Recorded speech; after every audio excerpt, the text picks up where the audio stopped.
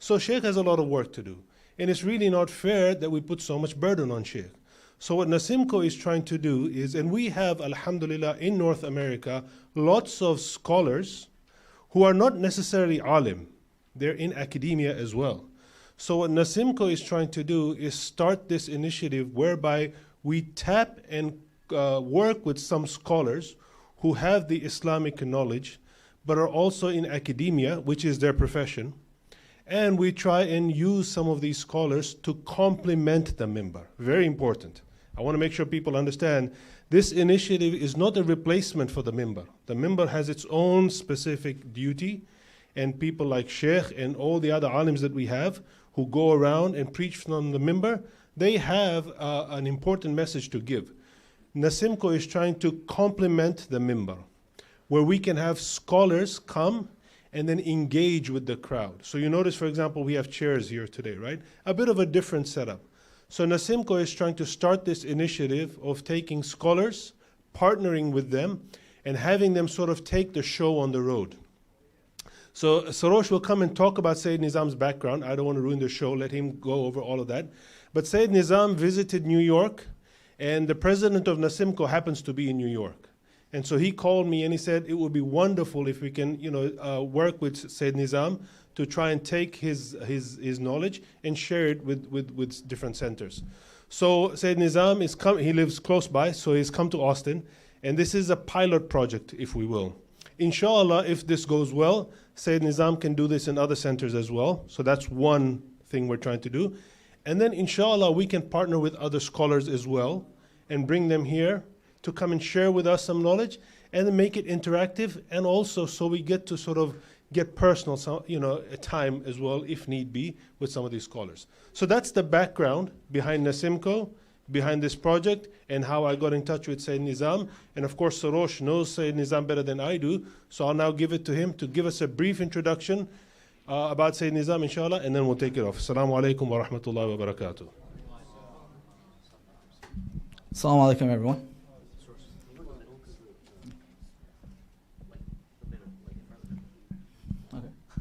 Salam everyone.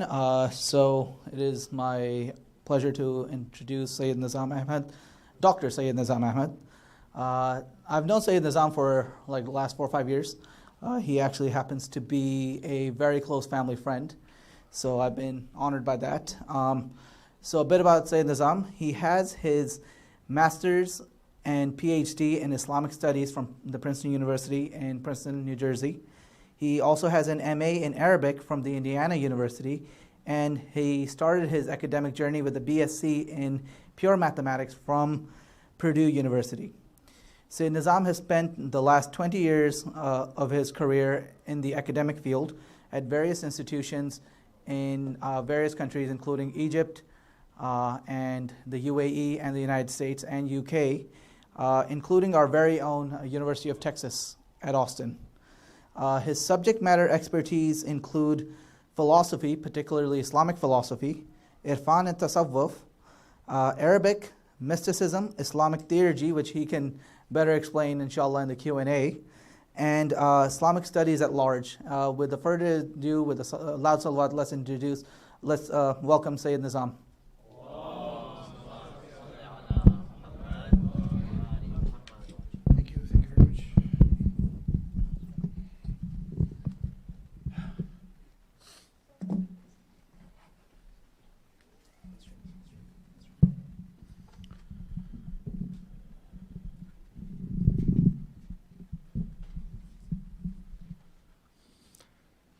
أعوذ بالله السميع العليم من الشيطان اللعين الرجيم بسم الله الرحمن الرحيم الحمد لله رب العالمين والصلاة والسلام والتحية والإكرام على النبي المؤيد والرسول المسدد سيدنا أبي القاسم محمد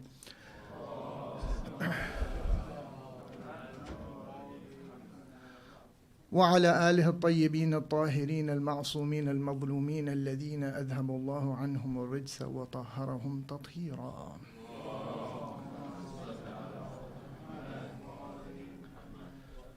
اللهم صل على محمد وآل محمد. Well, thank you very much, all of you, for coming. It's a great honor and a pleasure to be here to be able to address you on this topic of the doctrine of the Imamate, the doctrine of Imamah. And there's really a few things which I would like to try and achieve today by addressing this central topic in the Islamic intellectual tradition.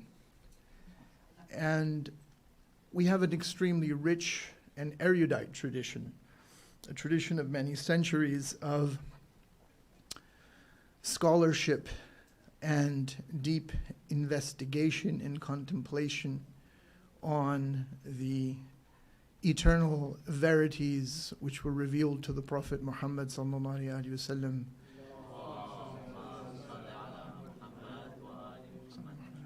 Of course, in the Quran, as well as in the prophetic norm, the embodiment, the Sunnah, and as well as how that is personified in the Ahlul Bayt alayhim as-salatu was-salam.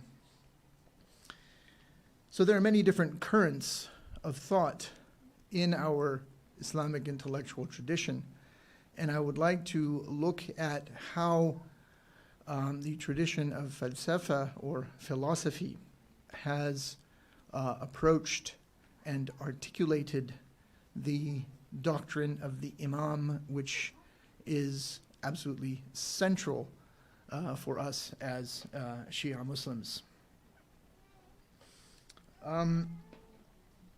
The civilization which emerged out of Islam as just as a religion in a very basic sort of desert environment where it came, this civilization that emerged in the ensuing centuries gave rise to a very rich philosophical tradition. And whilst this philosophical tradition was heavily indebted to the sages of ancient Greece, it is not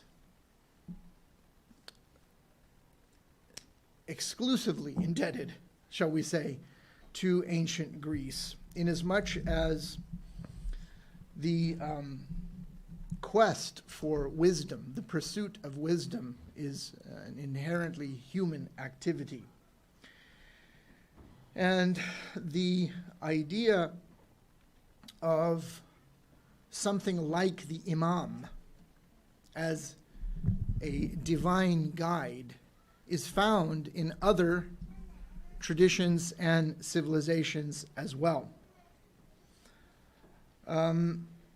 So I want to sort of keep that in mind, because it's often argued by Sunni Muslims that the Shia have sort of introduced some odd or peculiar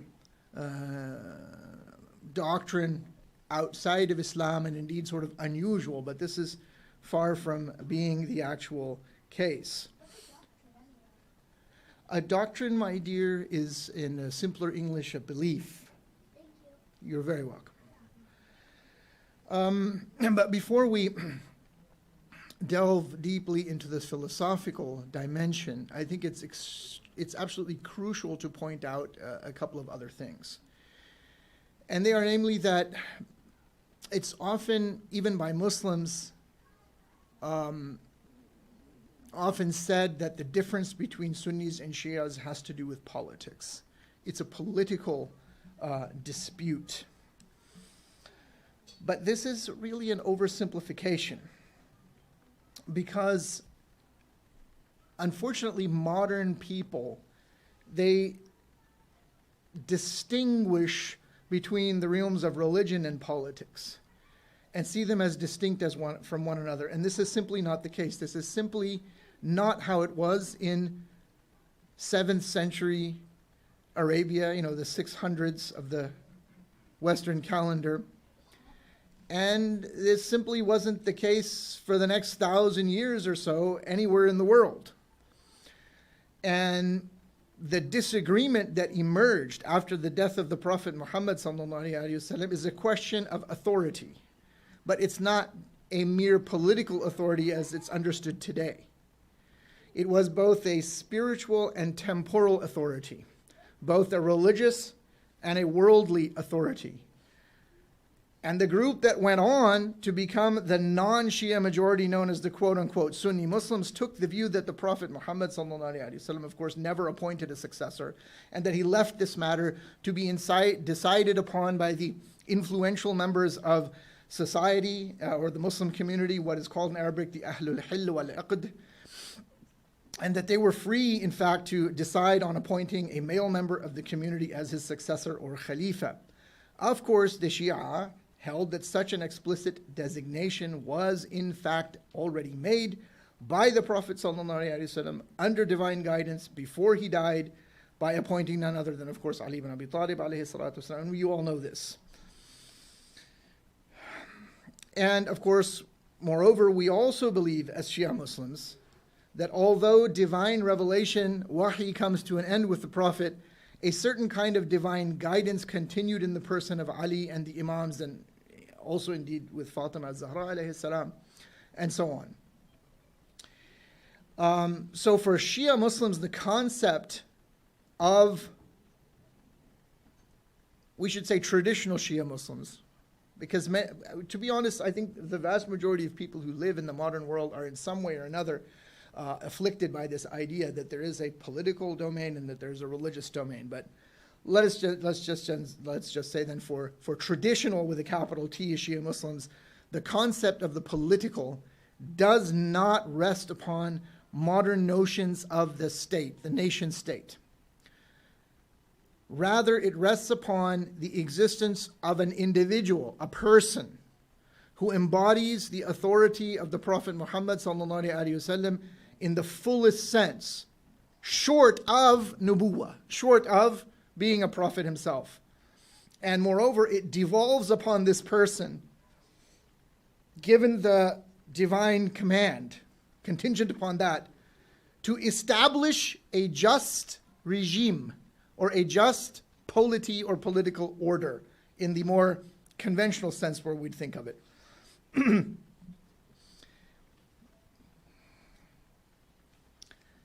However, it turns out that our belief is that such a regime or perfect polity will not be established before the end of time, of course, with the rising of the Lord of the age, the Imam al-Zaman, Ajjalallahu ta'ala farajahu sharif.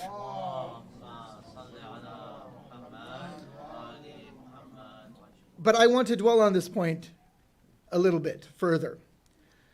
So if you look at the term Shia, as well as the Muslim notions of the political, or to be more specific, of spiritual and temporal authority, the term Shia simply means a group of people who are supporters of or partisans of a particular cause or person. And it is indeed in this sense that the term Shia is used in the Quran.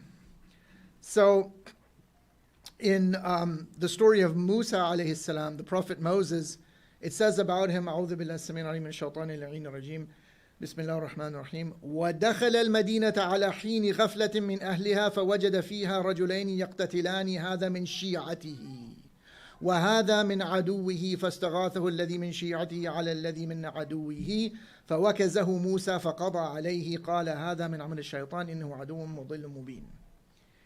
So when the story is that when Musa alayhi salam reached his full strength and manhood and attained maturity, he was given judgment, or it says actually, we gave him judgment and knowledge, thus do we reward the virtuous. I actually didn't read that part of the Arabic, I'm sorry. I read from, he entered the city when the people were unaware, and it means that they were probably resting, and he came upon two men who were fighting with one another, one from his own people, and that's where it says min shi'atihi, and the other from his enemies. So the one who was from min shi'atihi, from his own people, he cried out for help, he helped him, and he struck a blow to the other person, killing him, and so forth. So the term is introduced there in the Quran, and it's also used with reference to Ibrahim alayhi salam, who is characterized as being from the Shia of Nuh alayhi salam, where it says, وَإِنَّ مِن شِيعَتِهِ أي مِن شِيعَةِ نُوحٍ alayhi salam la Ibrahim. That is to say that Ibrahim alayhi salam was of the same spiritual essence or a spiritual persuasion, so to speak, as Nuh. However, the very first usage of this term outside of the Quran in Islamic history, to the best of my knowledge, is in the first inter-Muslim war, which is known in the Arabic sources as the Fitna. And it was used with reference to the people who were the supporters of Ali, the Shi'atu Aliyin alayhi salam. In contradistinction to who? The Shi'atu Uthman, the partisans of Uthman, or to be more accurate, the partisans of the murdered pseudo-caliph Uthman. This is after Uthman's murder or assassination. And they were, of course, led by none other than Uthman's kinsman, Muawiyah. So when we use terms in English like party or partisan to translate Shia, that creates perhaps a kind of unfortunate impression that the followers or supporters of Imam Ali alayhi salam were akin to some modern political party. And Sunni Muslims in particular, but also non-Muslim academic experts, Orientalists, characterize Shiism as the outgrowth then of what is merely a political dispute between the grandson of the Prophet ﷺ, Imam Hussein alayhi salam, and Yazid, la'natullahi alayhi. In other words, it was a mere power struggle between two men and their Shia, their supporters. But nothing could be further from the truth. To read back into ancient Arabia modern notions of politics, which are regarded as separate from religion, is a grave mistake. Beyond any modern notions of the political, the dispute between Shia and Sunni lies at the very heart of what it means to be a Muslim. The polarization which this embodies goes back to the earliest period of Islamic history, during the final illness leading to the death of the Prophet of Islam sallallahu alaihi wasallam. Now, if you look in the theological literature which emerged in the Islamic intellectual tradition, you will find that the very first quote-unquote theological or kalami issue to confront the Muslim community, according to these theologians, was none other than that of the Imamate, which is none other than the question of the succession to the Prophet Muhammad. In other words, who, if anyone, inherits the mantle of the Prophet? So there's an important book on this by Al-Allama Al-Hilli, which I translated, and I have a copy here. It's called The Way of Nobility, or Minhajul Karama fi Ma'rifat al-Imama. And this is an important text on this. If you're interested, you can look for this on Amazon. Full disclosure, I don't get any royalties from this. It's an expensive book that's out of my control. It all goes to the publisher, and we're very grateful that someone did actually, Shia group came to publish the work. So this doctrine of the Imamate then is one of comprehensive authority, both spiritual and temporal. It concerns the Imam, the divinely appointed guide, which I think is a very good phrase that captures the meaning of this Arabic word. And it's around the central point of this divine guide, this Imam, that the Shi'i faith revolves. And this doctrine is conspicuously absent from Sunni Islam. Very well. More or less we understand these things, but it's important to make this distinction about politics. And modern people, they sort of focus on this political notion constantly. And I think this is because of this overwhelming sort of Western hegemonic sort of control of life and thought that people think of things in this way. But I think it's a grave mistake. If you actually look at the notion of the state, if you see what this word means by reference to the Oxford English Dictionary, it just means a particular form of polity or government. Sometimes it involves a constitution, sometimes it doesn't involve a constitution. The word polity in English, from which we get political, refers to some kind of civil organization as a condition of civil order, mode of administering, managing public or private affairs, etc. The state also has the sense of the body politic. And so we live in a modern world which is a system of nation states. But we find none of this in ancient Arabia. In ancient times, in ancient Arabia in particular, where Islam first emerged, we find no notion of a modern nation state. We find human beings. We find tribal leaders. And it's very important to understand the notion of tribe. So ancient Arabian society consisted of both nomadic people as well as sedentary groups, people who were not nomadic. What they had in common was this notion of tribe. The most important bond was the tribal bond. And the tribe is nothing but a large extended family. This tribal bond or solidarity in Arabic is called asabiyya. There are other elements of tribal social structure which we find preserved in Arabic literature. This is really important to understand. Before Islam, there is a kind of literature, adab. It's called al-adab al-jahili. Jahili doesn't really mean ignorant here. It means before Islam, as the better translation, pre-Islamic. So in pre-Islamic poetry, we find a lot of very important terms that indicate what the tribal structure was. And in this poetry, we find the mentioning of noble ancestors.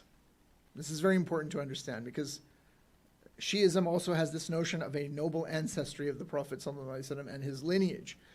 So there was a term called hasab in Arabic, and that word derives from the same word as hisab, which means to enumerate or to count.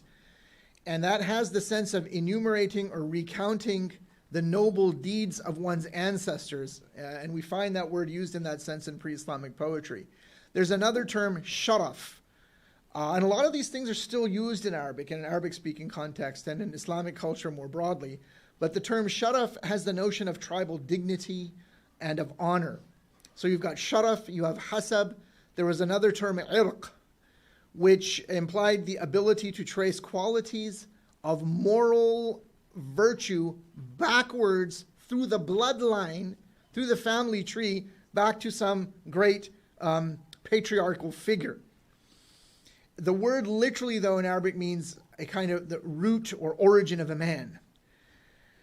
So it's crucial to note that terms like, or notions like sharaf, tribal honor, and hasab, these kind of qualities, were regarded as being hereditary and were believed by the ancient Arabs to adhere to certain noble bloodlines. Virtues then were held to be propagated through a certain stock via a noble ancestor or ancestors. Such inherited nobility was held in the highest esteem, and nobility acquired by merely personal merit was of much less, if not little, account. So the famous pre-Islamic poet Labid ibn Rabi'a, who died in the year 40 of the Hijrah, or 660, says in a famous poem of his talking about the glorious, the noble deeds of his glorious ancestors and their valorous exploits by saying, إذا الأمانة قسمت في معشر أوفى بأوفر حظنا قسامها فبنى لنا بيتا رفيعا سمكه فسمى إليه كهلها وغلامها. Which means, and when trustworthiness was portioned out amidst the assembly of men, the apportioner afforded us an abundant portion. Thus did he raise for us a lofty, firm edifice of these sort of virtuous deeds. Baytan rafi'an samkuhu, to which young and old aspire to rise up to. Now it's interesting that in that same poem by this pre-Islamic poet, and he lived into Islam and actually became a Muslim, Labid ibn Rabi'a, he uses two other terms of great significance in the same poem, which is his celebrated poem known as the Mu'allaqa, this very famous poem. He uses the term Sunnah and the term Imam. This is before Islam, before the revelation of the Quran. And the term Sunnah means a pattern of nobility and virtuous behavior in this context. referring to Labid's own family lineage. And then you have the term imam. He says, مِن مَعْشَرٍ سَنَّتْ لَهُمْ آبَاؤُهُمْ وَلِكُلِّ قَوْمٍ سُنَّةٌ وَإِمَامُهَا. He's saying, in other words, that I, Labid, come from those for whom their forefathers established a pattern of noble deeds, and for every people there is such a pattern and its guide, imam. So you have the notion, you have the term in pre-Islamic poetry, and I could go into great detail. In fact, if you look in Arabic inscriptions from before Islam, you also find this root from which the word imam comes, alif, mim, and mim, also extant in various ancient inscriptions in Arabia and having the same meaning of a guide. So you have several usages in the Quran as well, so I think it's important to establish this for the purposes of our discourse today. I'm not going to go through all of the occurrences of the term imam in the Quran. You can easily search that, you can look that up, but this is not very widely known, what I've told you, unfortunately. So my point is that this notion of imam, this notion of a kind of sacred bloodline, is paramount in ancient Arabia. And even though Labid is from northern Arabia, if you especially go into southern Arabia, in southern Arabia there was a notion of sacred kingship. And the sacred sovereign was seen as a kind of intermediary between heaven and earth. And in the kind of Arabic which they used there, we're not necessarily certain how the word was pronounced, but you have the letter Kaf and Ra and Ba in ancient South Arabian, what's called epigraphic South Arabian. So the sovereign was known essentially as what we would in modern and Arabic and Northern Arabic say is a mukarrib. And that is someone who removes kurub, who removes these sorts of ailments or what have you from the society. So there was a notion of sacred kingship in southern Arabia. In northern Arabia, it was somewhat downplayed. And the idea of someone coming to power just by force of arms or through other means was widely accepted. And it's very interesting because many of the close followers of Imam Ali alayhi salam were of South Arabian tribal descent. So these are some important points to understand about the notion of imam, the term imam, before Islam. And all of this simply to point out the fact that the Quran and the religion of Islam is affirming a reality or a truth which was already very well understood in ancient Arabia. The Quran also speaks of a notion of sort of sacred bloodlines in the context of Dawood, Sulaiman, all of these prophetic families. I think everyone is familiar in this audience, and Shia audience would be very familiar with these kind of ideas of sacred families. Now, what I think is very interesting in this context of the Quran is that the non-Muslim German, I think of Catholic origin, Orientalist and historian of early Islam, Wilfred Madelung, who has written a very interesting book on the succession, the caliphate. It's called The Succession to Muhammad sallallahu alaihi wasallam, a study of the early caliphate. It was Cambridge University Press in 1997. And this is on page 12. I want to read to you what he says. It's very short. He says, "The eminent position of the families and the descendants of the past prophets and the parallelism often observed between the history of the former prophets in the Quran and that of Muhammad sallallahu alaihi wasallam must raise expectations of a distinguished place reserved for his family." Very interesting.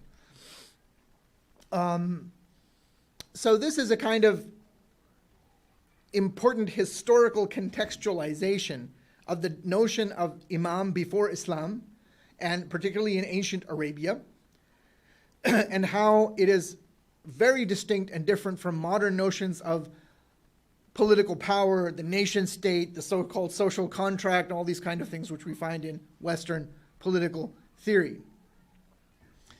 Now, what I want to focus on in the little time that's left is that when we approach this doctrine of the imam in Tashayyu, in Shia Islam, there is also a very particular notion of human perfection, or isma, which is associated with the doctrine of the Imam. And what I think many of you will find to be surprising is that this particular notion of human perfection is quite widely espoused and argued for in the broader Islamic philosophical culture, not just among the Shia. Moreover, this notion of human perfection and perfectibility is also found outside of Islam in, again, the history of philosophy.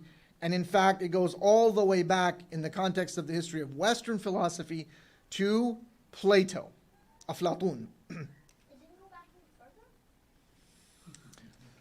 I would argue that it does, but in the context of the, someone asked, does it go back any further? I would argue that it does, but in the context of the history of philosophy, particularly Western philosophy, we go back to Plato. But the notion of what I am going to call, so I'm giving away the story, the notion of a kind of divine guide embodied in sacred kingship and embodied in the context of philosophy, and the notion of the philosopher king is actually a very ancient one. And you will find it in ancient Babylon. You will find it in ancient Egypt. You will find it in ancient China. You will find it in ancient anywhere and everywhere. And this is why this Sunni concept, when they say that, no, you know, the Shia have got it all wrong, and Islam is about equality and egalitarianism, they've actually been affected and influenced by Western ways of thinking. Questions at the end, please. So it's simply not the case. When it comes to the person who is supposed to be the actual guide for humanity, he's not like other people. Yes, it's true in Islam, human beings are equal before Allah when they are judged. But the Western, particularly the notions of equality that we find now in the United States and the Western world in 2023 have no place in Islam. Men and women are not exactly equal. Equality meaning the sense of sameness. الرجال قوامون على النساء. I know this is maybe going to cause some controversy, but women and women are not exactly equal.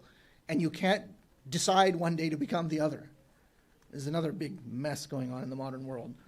But to get back to our point, or back to our thread, when we look at the ancient philosopher Plato, this idea of human perfectibility, or this particular notion of human perfection, is found in a seminal work known as the Republic.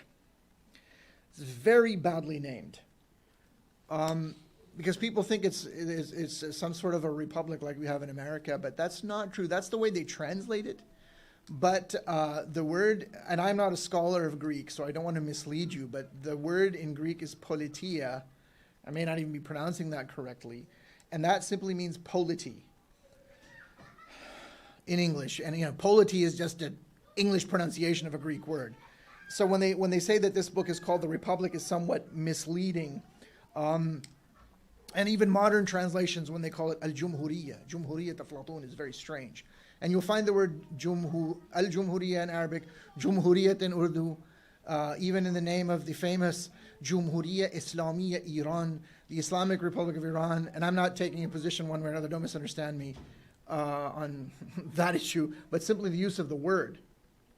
That word actually is a late introduction into Arabic.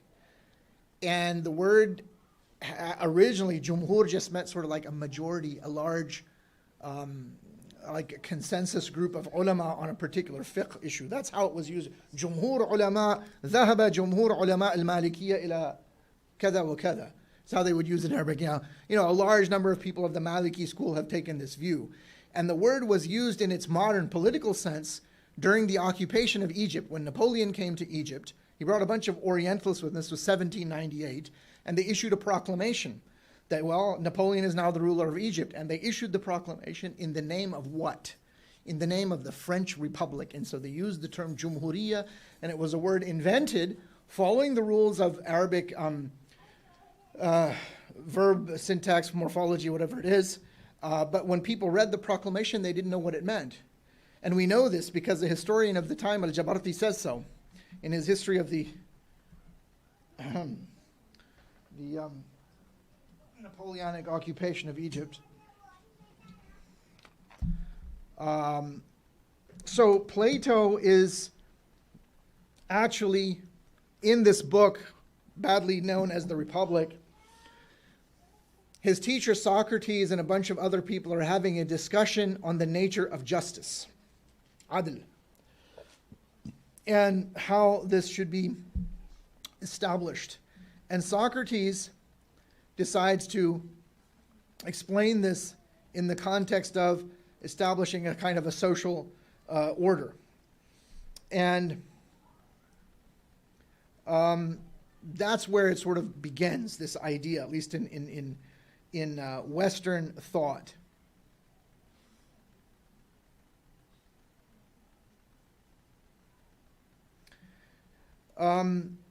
So essentially what Socrates is trying to say, that without reading all these passages from the Republic, is that I can give you an example of what it is to be a just human being by also explaining to you, what a just social order or political order would be like. And there's an important kind of isomorphism or match between an ordered individual and an ordered society. And this idea enters into Islamic philosophy and is first elaborated at length by someone named Al-Farabi. Now, Al-Farabi died in the year 339 of the Hijrah, that's 950 of the Common Era. And he wrote a book inspired by this work of Plato, the Republic, which was called, the short title, Al-Madinatul Fadila, or the ideal political regime, or a more literal translation would be the virtuous city. So Al-Farabi gives a very metaphysical framing of the whole question. He talks about corrupt political orders, bad political orders, and each time there is a kind of parallelism made between that society and a person. And the person in question is seen to be what Plato called the philosopher king. In other words, for both Plato and for Al-Farabi, you do not have a proper, perfect society unless it's ruled by the philosopher. Now, the philosopher is the person who embodies wisdom, is the person who seeks ultimate wisdom. And that person who embodies the perfect understanding reflects that in their actions. So this is the idea which is there in Plato as well as in Al-Farabi. And Al-Farabi has a whole sort of passage where he talks about this perfect man, which is another concept which we have in Islamic thought, or of what's called al-insanul kamil. And I'm going to speak a little bit about that, but the idea is developed further in Ibn Sina. Ibn Sina comes afterward, after Al-Farabi historically, and he died in the year 437. Now, he wrote a huge kind of encyclopedia of the whole range of philosophy. And you have to understand that for ancient people, and in the Islamic world as well, philosophy sort of encompassed the full range of wisdom. And it began with the study of logic, and then it was followed by a study of mathematics comprised of geometry and arithmetic, as well as astronomy and sort of the mathematical or physical theory actually of music as well. And then this was followed by the study of the natural order, what would have been called physics, and then psychology, or the nature of the human soul, was a part of physics. And finally, you ended with what is called metaphysics, or the study of existence itself. In other words, you're not studying objects in terms of their being physical objects or how they move or are at motion or at rest or as mathematical objects, but simply in the sense that they exist, that a chair exists, a desk exists, a tree exists, all of them exist. What does it mean to say that those things exist?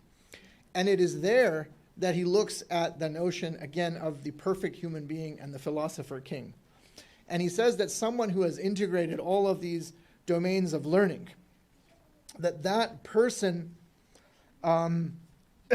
excuse me, embodies almost a kind of divine being, which is a very strong statement. It comes at the very end of this book. So the last book in the Kitab al-Shifa, which means the healing, he's referring as an image of the Quran, actually, that it's that the Quran is a shifa'un lima fi sudur, right? And the end, the last book is the ilahiyat, or the metaphysics. And in the last chapter, on the last page, in the last paragraph, in the last sentence, is where he sums it up. So he talks about how, if you want to establish the perfect regime, it's also like establishing the perfect regime in yourself as well, by overcoming the lower forces of the soul. So he begins, the paragraph begins, وَلِأَنَّ الدَّوَاعِيَ الشَّهْوَانِيَّ, etc. The English says, since the motivating powers are three, the appetitive, the irascible, and the practical, the virtues consist of three things: moderation in such appetites as the pleasures of sex, food, clothing, and comfort, as well as other pleasures of sense and imagination; moderation in all the irascible passions such as fear, anger, depression, pride, rancor, jealousy, and the like; and moderation in practical matters. Practical matters means ethics, how you actually deal with people. That's what practical means here, practical wisdom. Al-hikmatul amaliyya. At the end of these virtues stand temperance, practical wisdom, and courage. Their sum is justice, which, however, is extraneous to theoretical virtue.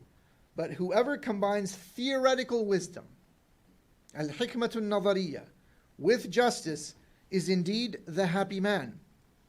And whoever, in addition to this, wins the prophetic qualities. So in Al-Farabi and in Ibn Sina both, you have this notion that ordinary human beings can attain sort of, they can never become completely perfect, but they can keep working on it, and they can, as we say in mathematics, asymptotically approach perfection.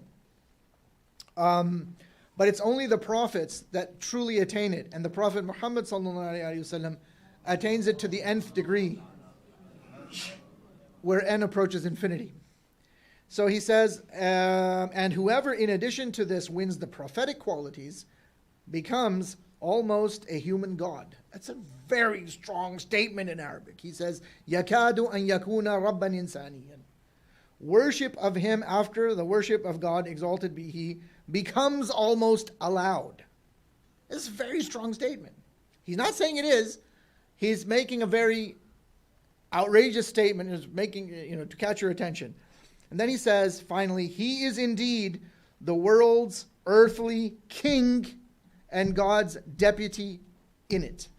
This is the translation of Michael Marmura, page 378. It's published by Brigham Young University Press.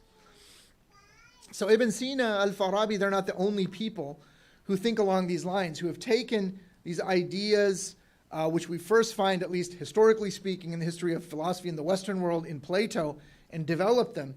Now, there have been people who have argued that Al-Farabi was more than likely from a 12er Shi'i milieu. It's a hard case to make, but in terms of, there are evidences in terms of where he was, what patronage he received. We know that Ibn Sina was not some sort of ordinary Sunni Muslim, and we know that he wasn't an Ismaili Shia, because we know that he says so in he has an autobiographical statement, and there's no way if you read him that he's some sort of a Sunni theologian. It's just not possible. So it really only leaves one option by process of elimination. Although some people argue, no, he was Hanafi because he lived in Transoxiana, Mawara, and Nahar, and in Central Asia, and Hanafi madhab. Yeah, okay, well, there was Shia living there as well. So it's not much of an argument. I think this is a much stronger one, given this sort of doctrine which he had. Another very important figure is Shihabuddin Suhrawardi al-Maqtul, who was executed in Aleppo, Syria in 587 of the Hijrah. That's 1191 of the Common Era. He was a very important proponent of a kind of Platonic philosophy in Islam, heavily influenced by Plato. He had a doctrine of illumination, of a kind of imagery of light, which is very prominent in his work. He wrote a very, very influential book called Hikmatul Ishraq in Arabic, meaning the wisdom of illumination.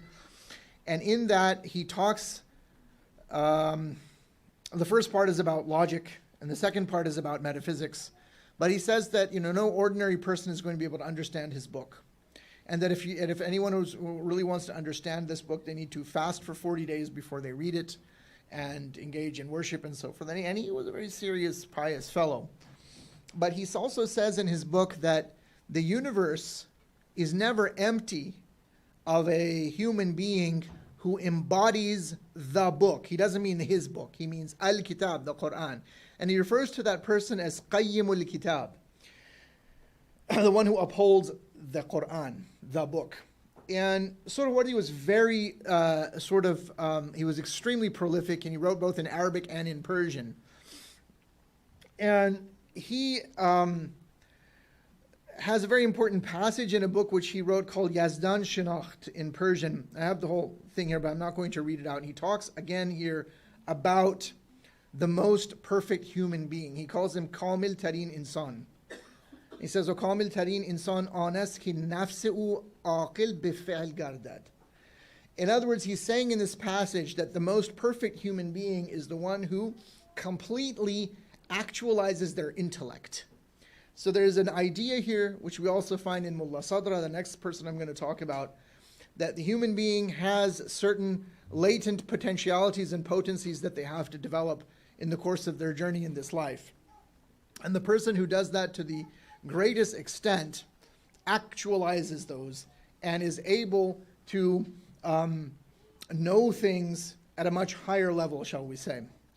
And that person becomes a microcosm, an alam saghir, alam kuchak. He becomes a smaller reflection, as it were, of the external world, the larger world, the universe. And so this is, again, this idea that the Khalifa, or the divine king, the philosopher king, is a reflection of the entire created order as well, and therefore is in the unique position to be the leader of society.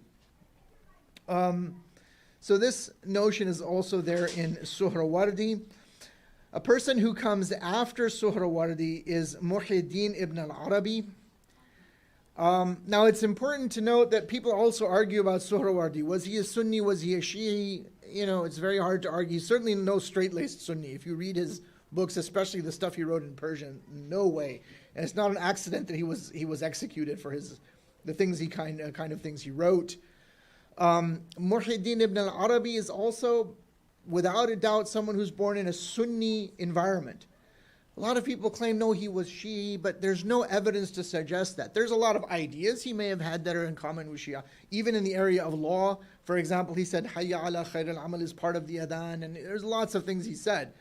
But he's, in this context, very important for a doctrine which he really elaborates more than in more detail than anyone else, I think, and that is the doctrine of al-insan al-kamil, or the perfect man, which again is very similar to the doctrine of the Imam. Now, he wrote an extremely important book called Fusus al-Hikam, or the Bezels of Wisdom. I brought out a critical edition of that in Arabic, based on a copy which has his signature on it, which is in Turkey, which I got a hold of and worked on years ago. It was published in Cairo. And in the opening paragraph of that book, he talks about how Adam, as a prototype, as the primordial original human being that is the model for all other human beings afterwards, is the reflection of the divine names. And the whole book, the Fusus al-Hikam, has a particular prophet devoted to and looked at in each chapter. And Adam is the first, and Muhammad sallallahu alaihi wasallam is the last. And each prophet is seen as embodying a particular kind of divine wisdom. And it's only the Prophet Muhammad ﷺ who embodies the entirety and totality of all divine wisdom. And that divine wisdom is seen in the form of the divine names for Ibn al-Arabi, and the heart being the repository of those divine names. So again, it's only the Prophet who has all of the divine names, according to Ibn al-Arabi, on the basis of the hadith, Utitu jawami' al-kalim, that I was given all of the words, is how he takes it. So here again, we have a notion of human perfection and perfectibility, which we find in Muhyiddin ibn al-Arabi. Now, it's interesting to remark about Muhyiddin ibn al-Arabi that even though he is a Sunni scholar, he was very widely condemned in the Sunni world. He's probably the most condemned person in Islamic history. The number of fatwas that were issued against him, especially after his death, they're in the hundreds, if not more. There was, in fact, an entire PhD dissertation, I think, in France by Cyril Chodkiewicz devoted to all of the fatwas against Muhyiddin al-Arabi. And there have also been Shia scholars who don't like Ibn al-Arabi. But the odd thing is that this book in particular, the Fusus al-Hikam, got a great reception in the Shia world. And many famous Shia scholars very much enjoyed commenting on this book, or studying this book, or teaching this book. And prominent modern figures include Ayatollah Khomeini, Allama Tabatabai, Sayyid Kamal al-Haydari. And they know that this is controversial, but it's not a secret either, that they were very devoted to this book. Sayyid Jalaluddin Ashtiani, Ayatollah Hassan Zadeh Amali, Ayatollah Jawadi Amali, just to probably just pick out the most prominent names. And the odd thing is that although you find the Fusus al-Hikam published in the Sunni world, it's banned in many Sunni countries. It's floating around, but there were many commentaries written on that book in Arabic. And aside from one of them, you can't find them anywhere in the Arab world. The famous commentary by his student and stepson Sadruddin Qunawi, and then his disciple Mu'ayyiduddin al-Jandi, then his disciple Abd al-Razzaq Kashani, then his disciple Dawood Qaisari. Among these, in all likelihood, Abd al-Razzaq Kashani was probably Shi'i. I think he actually was. And it's a paradox that it's his commentary which is actually published in the Arab world, and you can find it. But none of these other commentaries are. They're only published in Iran. And people read them. I mean, some people read them. Okay. Obviously, they're in circulation. I think that's very interesting. And the reason I think that he received such a great reception in the Shi'i world is because this doctrine of al-insan al-kamil, if you read the kind of things that Shia commentators have written on this, is very much the doctrine of the Imam. Finally, you have the figure of Mullah Sadra or Sadruddin, excuse me, Sadruddin Muhammad al-Shirazi, who died in 950, that's 16 something, I think 1640. And he was heavily influenced by Ibn al-Arabi. But not just Ibn al-Arabi, he read all of the people whose names have gone before. He was acquainted very much with the writings of Ibn Sina, with Al-Farabi, Suhrawardi in particular. He wrote commentaries and glosses on the Hikmat al-Ishraq. He was very prolific. He has a huge book in 9 volumes, and he has quoted a lot of these people. And the person he quotes the most is Muhyiddin ibn al-Arabi. So he also has a very similar notion of the perfect man, of the Imam, and the idea of perfectibility, very similar to what you find in Suhrawardi, but he develops it I think he has the most developed notion of, or theory of the human soul, what we would call in correct English psychology, but it doesn't have the modern meaning. Psychology from the Greek psyche meaning soul and ology meaning science, just the study of the soul. So in Mullah Sadra's theory or doctrine of the soul, the soul, when it comes into the universe, when it comes into the world, is infinitely malleable. It is pure potentiality. And through the course of our lives and our existence, by following the rules set down for us in the Sharia and so forth, and pursuing higher goals than just the bare minimum, doing nawafil and so forth, these divine names, these potentialities which are latent, are actualized. And so there's a concept of a movement from potency to act, or from potentiality to actuality, from al-quwwa ila al-fi'l, as we say in Arabic. And so that when the person dies, they become a pure, actualized, like a pure intellect. At least that's the idea. And that's in sum what he means by the famous statement that we have in his philosophy of an-nafsu jismaniyatul huduth wa ruhaniyatul baqa, meaning that the human soul is coincident in its creation with the physical body, but it survives in a spiritual form after the demise of the physical body.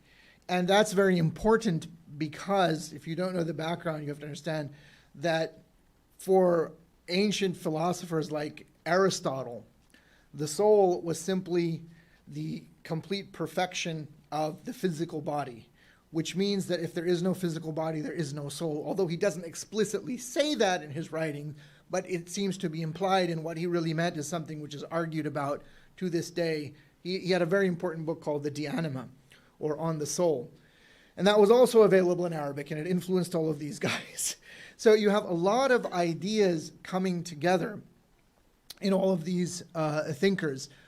But you see this doctrine of the Imam, which we find, of course, spelled out in our religious texts, in the Quran and the Hadith, and the doctrine or the notion of the term Imam in pre-Islam, and how it all sort of comes together in this philosophical thought, I think is a very fascinating kind of story, and it gives it adds a tremendously much more richer dimension, I think, in terms of what it really means to be a Shia Muslim, given this vast, thousands and thousands of pages of the deepest kind of reflection on the doctrine of the Imam. And the fact that you find it across, we didn't talk about other cultures and civilizations, but the fact that this notion of a divine guide is universal in human history prior to the modern world. And I think that puts the doctrine of the Imam in a very different sort of perspective than just talking about it as a kind of political dispute, which is the way that it's typically explained. These are just some reflections I wanted to share with you on this doctrine, and I think I've said way too much. Probably I should have maybe cut it short earlier, but we're happy to discuss and have questions and anything now, if you like. Thank you very much for your patience.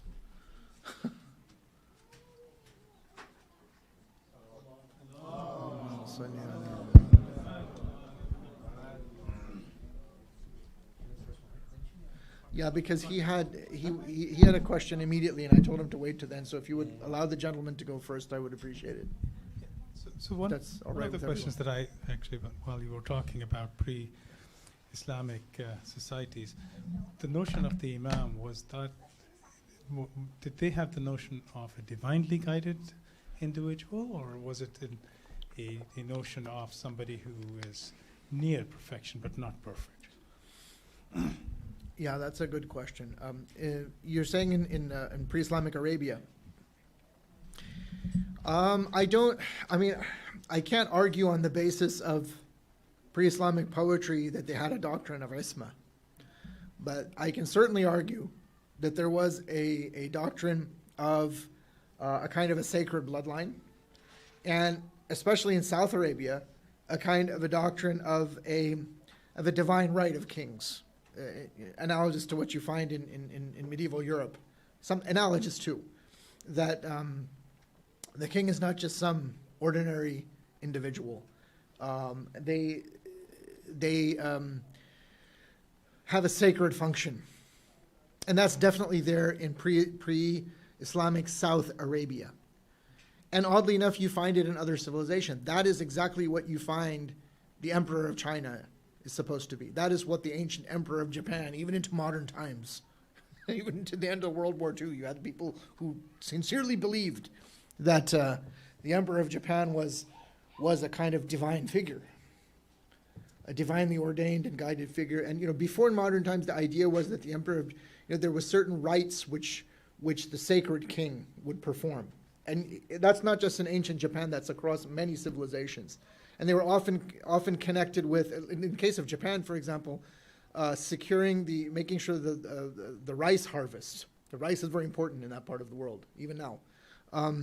So there have been many studies on sacred royalty, sacred kingship, and if you consult those, there are many, many works on this. You always find that there is, at the beginning of a dynasty, and here we're entering into an area which is not really historical. By modern, very rigorous, where's the documentation? They'll say, well, it's mythology. Okay, fine. But it's interesting that you find the same kind of myth everywhere. That a particular sort of progenitor of a particular dynasty is seen as a divine being. Now, again, I read these things in English, and we're talking about many different cultures and civilizations. I don't know if the translation is correct, whether they really believe this person is a human god or is more like a prophet. You understand? And so there, you do have a kind of isma. But then you also find in these ancient civilizations that this regal quality, this sacred quality, attenuates over time, right?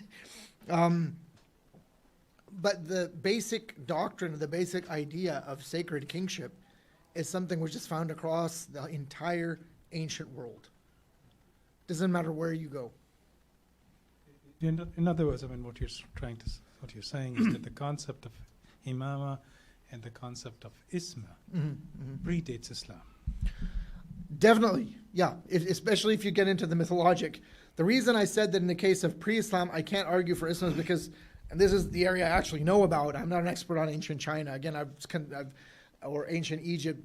I've read works of secondary scholarship. I can't read ancient Egyptian. I can't read classical Chinese. But in the case of Islamic, yeah, I can read these sources. And what we have extant in pre-Islamic poetry, inscriptions that now new inscriptions are being discovered all the time. And there's been a lot of very recent work. Less than in the last 10 years, like 5, 6, 7 years I've been hearing about. There's a researcher named Ahmad al-Jallad. I don't know if in English he uses the al or not, Ahmad Jallad. You can, Ahmad A-H-M-A-D, Jallad J-A-L-L-A-D. You can search this guy because it even made it into the popular news. I think it was either the New Yorker or the Atlantic, one of these highbrow American publications where they talked about his discoveries. So he's found a lot of many more ancient inscriptions that are actually in Arabic, not necessarily in the Arabic writing system that we know today, earlier forms. So there could be other material that comes to light, but on the basis of what is published and, putting Ahmad Jallad aside, what I have seen, I can definitely argue for the doctrine of Imam. I can definitely argue for, again, in connection with the notion of Sunnah, in connection with the notion of Hasab, Sharaf, Irq. There's other terms which I didn't get into, like Dhurriya. There's a lot of terms associated with lineage, genealogy, and so forth in Arabic.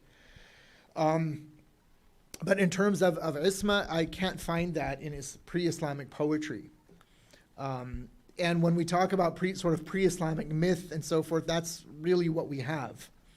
But aside from pre-Islamic poetry, all of the Arabs, in all of their genealogical works, they all say they come from Ibrahim alayhi salam. Ibrahim alayhi salam and Ismail, they are what's called al-Arab al-Ariba. They're sort of newer, so to speak, Arabs who come from outside Arabia, it's presumed. And you have al-Arab, al-Arab al-Musta'ariba, and al-Arab al-Ariba were the Arabs from the Yemen, from the south.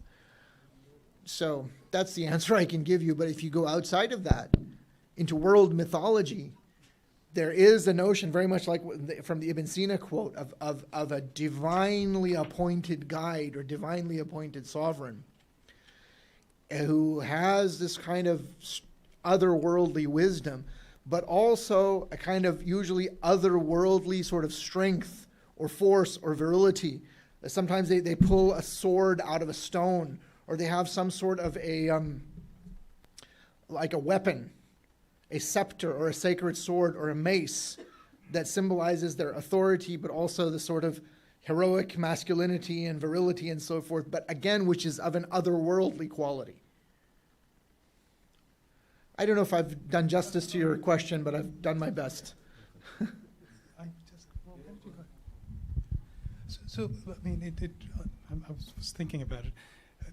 Do you see a distinction between a perfect human being and isma? No, because I think that the doctrine of al-insan al-kamil in Ibn al-Arabi really only works for the Prophet Muhammad sallallahu alaihi wasallam. And then anybody else, you can speak of other people who sort of fit the category, but they never attain to the level of the Prophet. He's clear about that. Nobody gets to the Prophet's level. Which means that aql cannot lead you to become a perfect human being. You need divine guidance. It depends on what you mean by the term aql. That's a word which is very... intellect. Again, it depends on what you mean by the word intellect, okay. because the word... If you mean it in the modern sense of mere a didactic kind of knowledge, reading, study, just exercising your...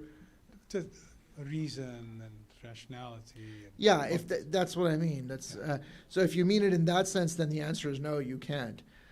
If that's how you interpret the word aql or intellect. But the word aql in Arabic doesn't mean just one thing. And so when people translate it in different ways in English, they have to be very careful.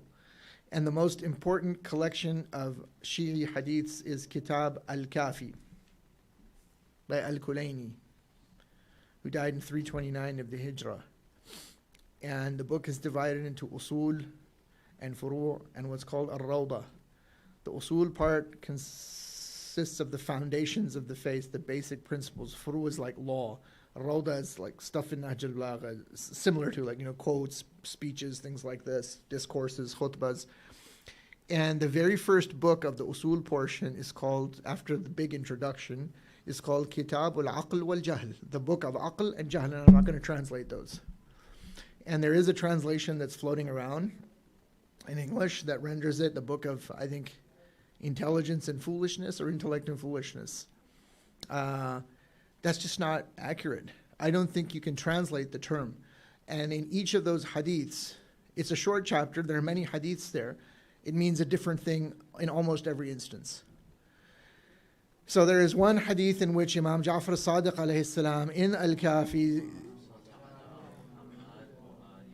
is asked, Mal aql, what is aql?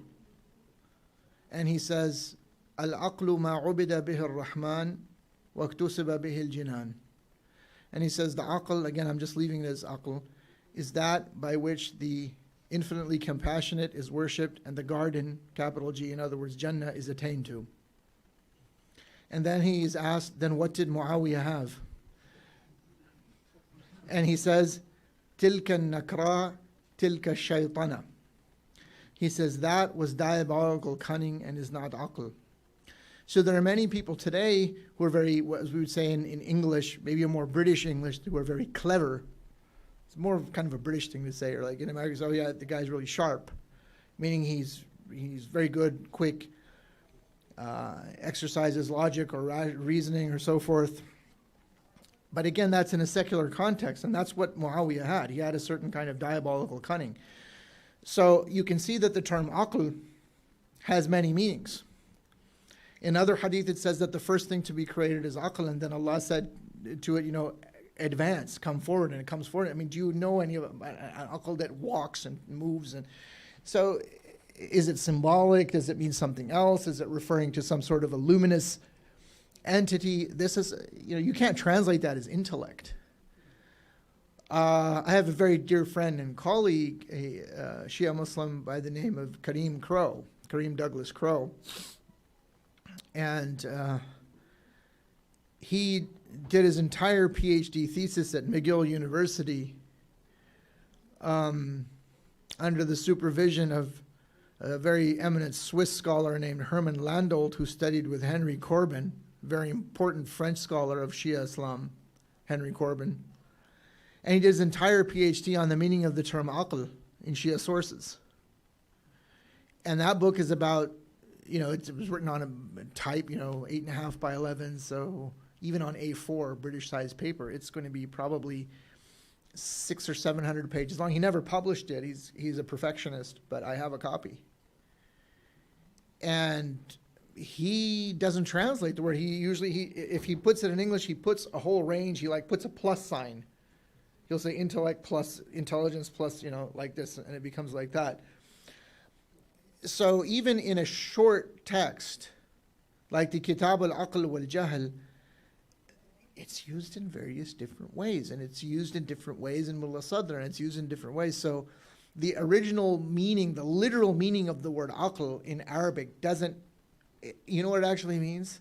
It actually means to bind. It means to tie, and it has to do, before Islam, in pre-Islamic time, the word aql referred to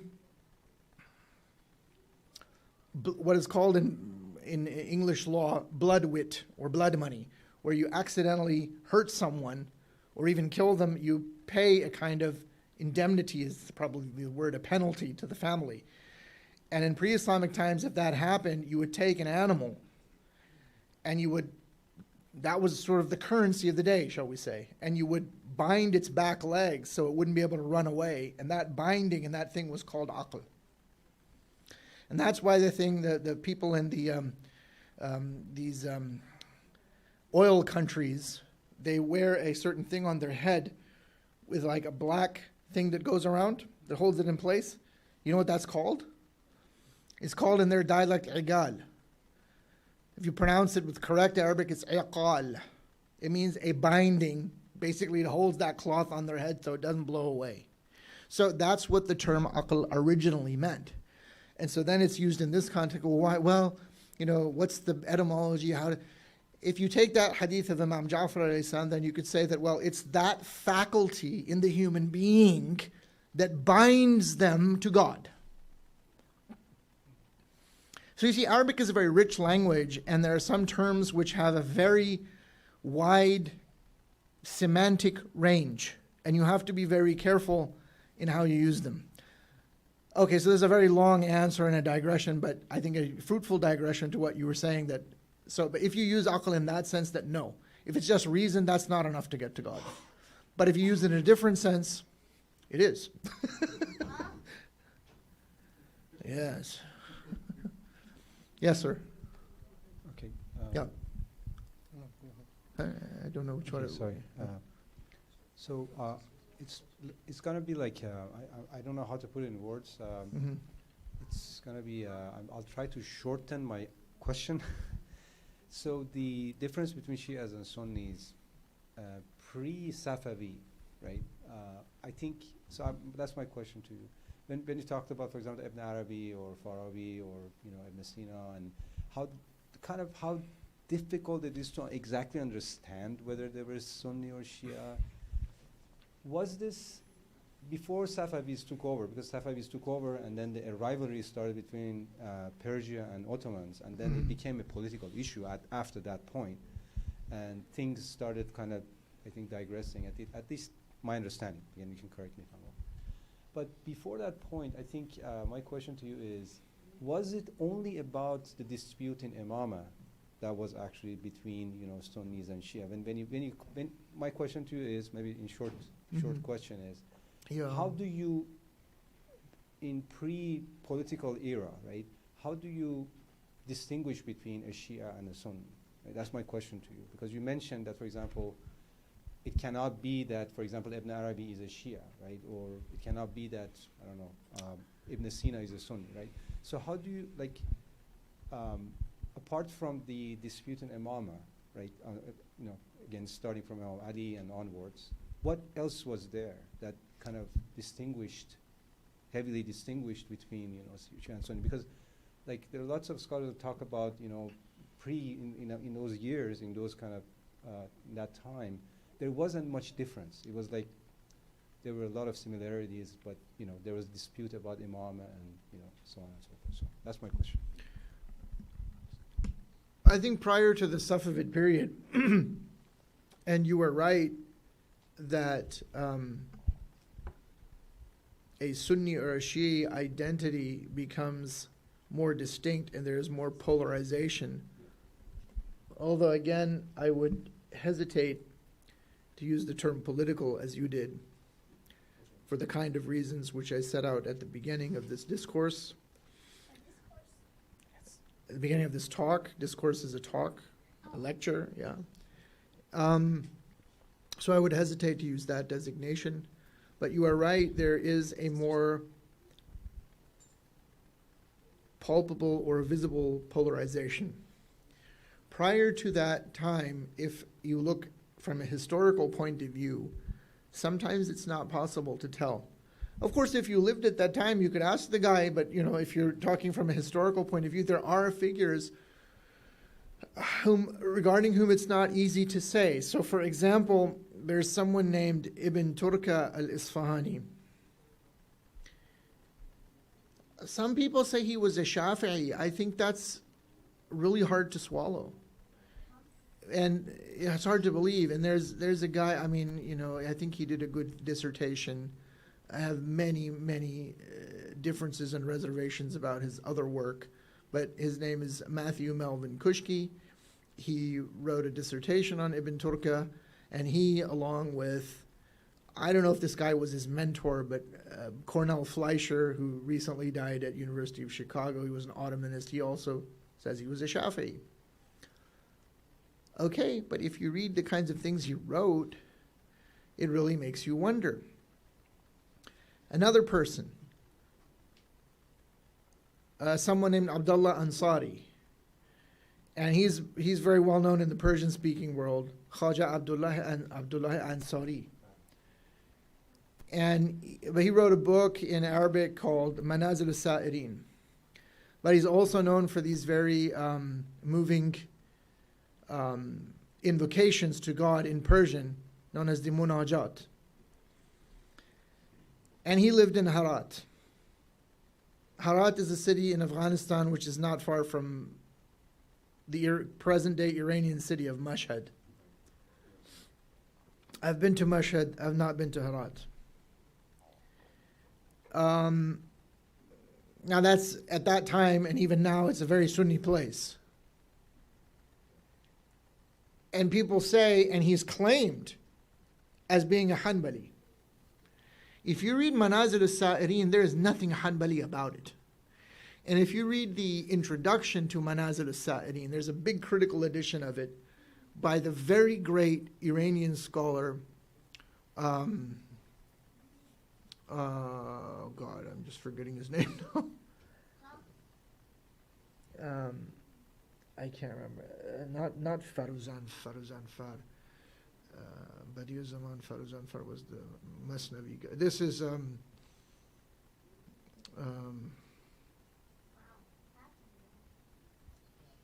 Bedar Far.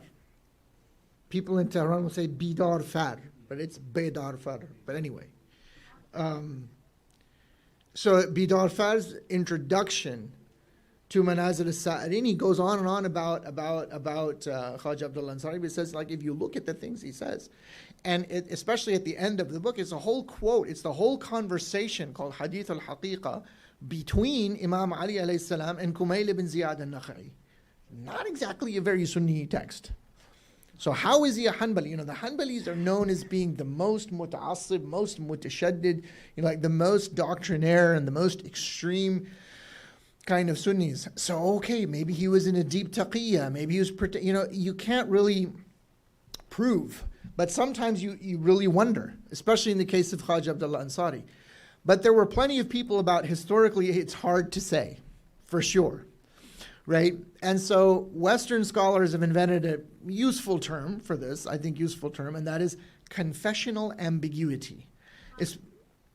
Where it's not clear whether a person is Sunni or Shia. That's what confessional ambiguity means. So, you can't really tell which side of the fence they're on. It's very hard to say on the basis of what they wrote and so forth. And you'll find many people in that position, especially in the Ilkhanid period. Okay, so that's one kind of situation. But then, when I say that Muhyiddin ibn al-Arabi was not a Shi'i, I mean that in the modern sense. I don't mean that he was in deep taqiyya, and if you went in his house in Damascus, he had like a secret underground chamber, and he had like a bunch of alams down there, and and he was having like these secret matam and sinazani sessions. No. But if you read his works and see the kind of spirituality that he is espousing, he has the doctrine of a divine guide and a doctrine of the Imam, and he has a lot of poetry, and in his poetry it's clear that he is looking for some sort of a spiritual reality. When he goes to Mecca, he encounters in a vision or an waking state, it could been a ru'ya yaqida, he could have had a vision in a waking state, he encounters a perfect human being. I would argue, although he doesn't say that is the Imam that he encountered. It's possible to, in a spiritual level, encounter the Imam. And Muhyiddin ibn al-Arabi left behind a lot of other writings which Orientalists usually don't bother with, but which are found in the world of tasawwuf and irfan. So Sufism is a huge phenomenon in the Muslim world.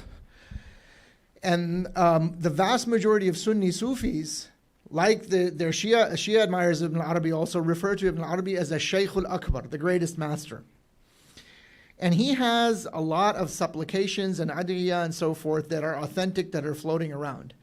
And there's a very peculiar one in which he has a salawat or an istighatha on none other than what he calls he doesn't use the phrase sahab al-zaman, but he uses something similar. He says, وَارْضَ عَنْ خَلِيفَتِهِ فِي هَذَا الزَّمَانِ مِنْ جِنْسِ عَالَمَ الْإِنسَانِ. And it goes on. In other words, he says, and O Allah, be content with his Khalifa, in other words, the Prophet Muhammad sallallahu alaihi wasallam's Khalifa in this age now, who is from the genus of the human beings. That's a very weird text. And so you